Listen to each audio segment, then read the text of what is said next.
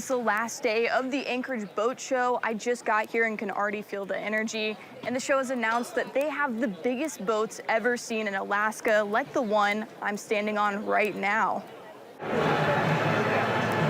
Organizers say thousands of people have attended the show over the weekend at the Denina Center. The show has grown considerably over the years, bringing in new boaters and building enthusiasm for watercraft to people in the city and across Alaska. That's according to Mark Weisler, the director of the show. Boating is excellent for the economy, and it's excellent for the small towns that service the boating enthusiasts. You know, boating is a passion. The event had more than boats. The boater will eventually realize that they need a vacuum sealer, that they need custom lures, that they need those electric reels.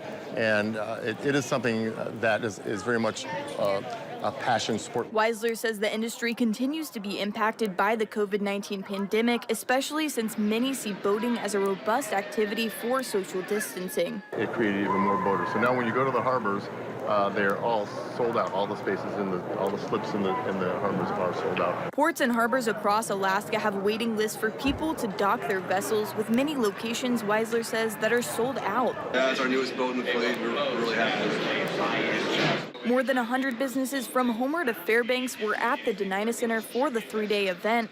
It's a great opportunity to connect with other vendors, especially with fishing and electronics. There are a lot of things that go into a boat purchase, and to have a good community of people who can help support our customers is what we want. When you see those beautiful interiors, you'll see why people want to plug their family in for the summer. They found their summer dream. Weisler maintains their boat show has added to the popularity of boating, especially for families.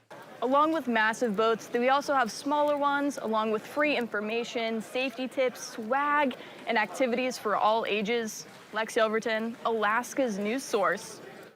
All right, great reporting.